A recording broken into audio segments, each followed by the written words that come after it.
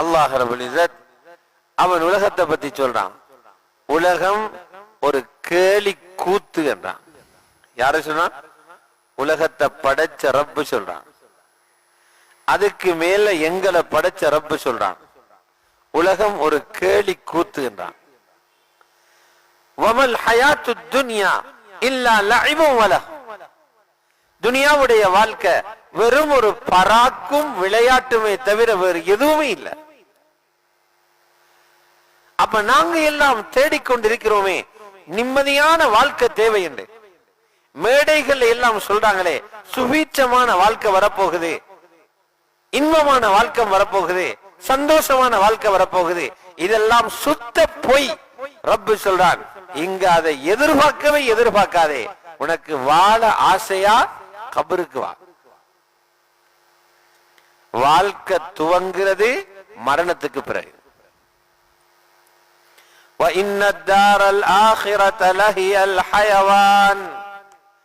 மறுமையின் வீடுதான் வாழ்றதுக்குள்ளிடம். ஆகிரா வாழ்றதுக்குள்ளிடம். உண்மையை சொல்லித் தருது குர்ஆன்.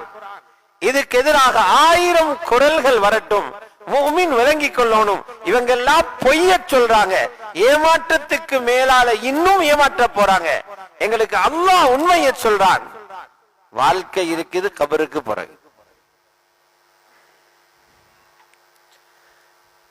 ரசூலுல்லாஹி ஸல்லல்லாஹு அலைஹி வஸல்லம் மரண நோயில இருக்கிறாங்க. 13 நாள் காய்ச்சல் பிடிச்சு தலைவலி ஏற்பட்டு தலையில பெரிய கட்டு போட்டிருக்கிறாங்க. இந்த காட்சியை அவங்களோட மகள் பார்க்கிறாங்க, ஃபாத்திமா ரலியல்லாஹு அன்ஹா. அவங்க சின்ன வயதிலிருந்தே தகப்பனுக்கு ஏற்பட்ட கஷ்டங்கள் இழப்புகள் எல்லாம் கண்டவங்க. அவங்க ஒரு ஆத்திரமாக சொன்னாங்க, என் வாப்பக்கு இந்த வயசுலையும் இவ்வளவு கஷ்டமா இருக்குது என்று. ரசூல் ஸல்லல்லாஹு அலைஹி வஸல்லம் அந்த மகளுக்கு மட்டுமல்ல, உலகத்தில் உள்ள ஒவ்வொரு மகனுக்கும் ஒரு மகளுக்கும் ஒரு செய்தி சொல்லிட்டு போனாங்க. சொன்னாங்க, மகளே, இன்றைக்கு பிறகு உண்ட தந்தைக்கு கஷ்டம் இல்லை என்றாங்க. கஷ்டப்படுகிற கடைசி நாள் இதுன்னாங்க. என்றா நிம்மதி பெற அடுத்தது கபருக்கு போக போறேன். லா கரப அலா அபீகி பஅதல் யௌம். புகாரி முஸ்லிம் ரிவாயத். இன்றைய நாளைக்கு பிறகு உனது தகப்பனுக்கு கஷ்டம் என்கிறது இல்லை. வாழ்க்கையை புரிந்து கொண்டவர்கள் மூமின்கள். அவங்க மௌத்தாகிறது நிம்மதி பெற,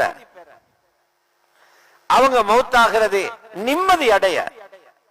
ஜனாசா கொண்டு போகப்படும் போதே ரசூலுல்லாஹி ஸல்லல்லாஹு அலைஹி வஸல்லம் ஜனாசாவை பார்த்து கேட்கிறாங்க, முஸ்தரீஹுன் அவ் முஸ்தராஹு மின். இவர் நிம்மதி பெற செல்கிறாரா, இவர் போறதால உலகத்துக்கு நிம்மதியா?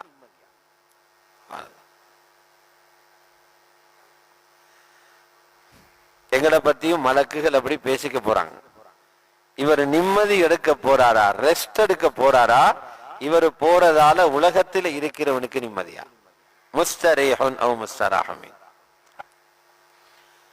ரசூலுல்லாஹ் கேட்கப்பட்டுச்சு, யா ரசூலல்லாஹ், அதோட அர்த்தம் எங்களுக்கு புரியல. முஸ்தரீஹ் முஸ்தராஹு மின் என்ன?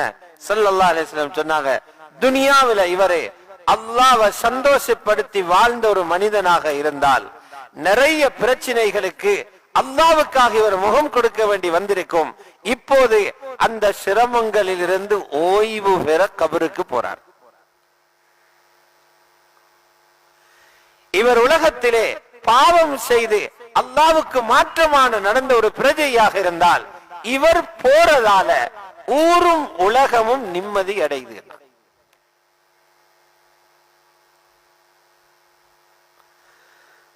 அற்பமான வாழ்க்கை வாழ்ந்து கொண்டீங்க,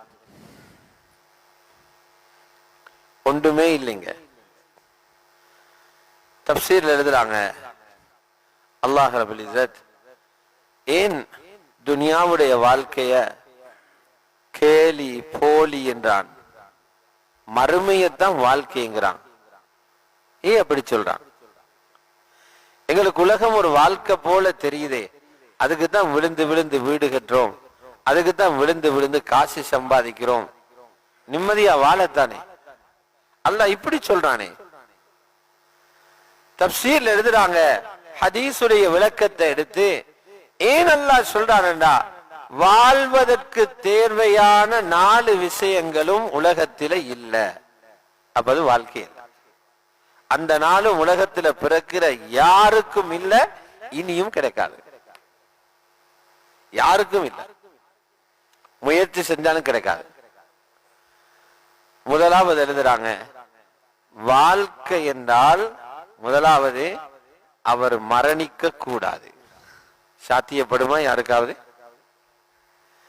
மௌத்து மாளிகைக்குள்ளையும் போகும், குடிசைக்குள்ளையும் போகும். மௌத்து யாரையும் விட்டு வைக்க இயலாது, யாருக்கும் தப்ப இயலாது. இரண்டாவது எழுதுறாங்க, வாழ்க்கை என்றால் வாலிபம் முடியக்கூடாது, வயோதிபம் வரக்கூடாது, வாலிபனாகவே இருக்கணும். அப்பதான் அந்த பலத்தோடு உலகத்தை அனுபவிக்கலாம். அதுவும் உலகத்தில யாருக்கும் சாத்தியப்படாது.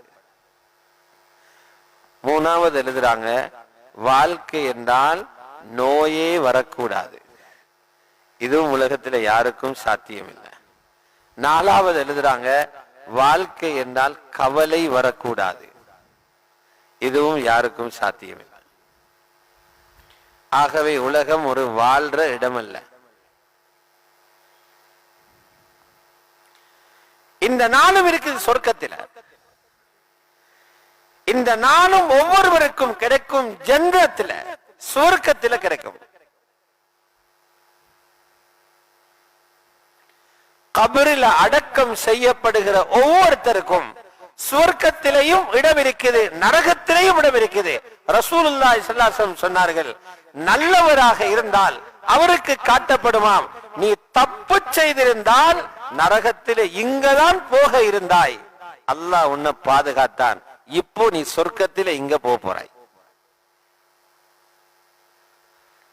பாவிகளுக்கு காட்டுவான், நீ நல்லவனாக இருந்திருந்தால் உனக்கு சொர்க்கத்திலே இந்த இடம் கிடைக்க இருந்தது, ஆனால் நீ தப்பு செய்துட்டாய், நரகத்திலே இங்க விட போறாய்.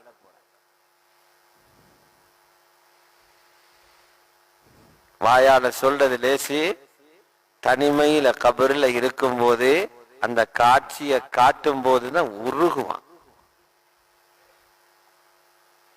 உருகிடுவான். சகோதரர்களே, பெரியார்களே, உலகத்தில பெரும் பெரும் பிரச்சனைகள் எல்லாம் மனிதன் தப்பிச்சு போயிடுறான். கழுத்து போற வேலைகளிலே நுணுக்கமாக நின்று தப்பிக்கிறான். சக்கராத்தில தப்பிக்கிறதுக்குதே உலகத்தில அறிவால தப்பிக்கிறான், நுண்ணறிவால தப்பிக்கிறான், மனிதர்களோட உதவியால தப்பிக்கிறான். கபரில தப்பிக்க ஒன்றே ஒன்றுதான் நேரும், ஈமான் இருந்தா மட்டும்தான் தப்பிக்கலாம்.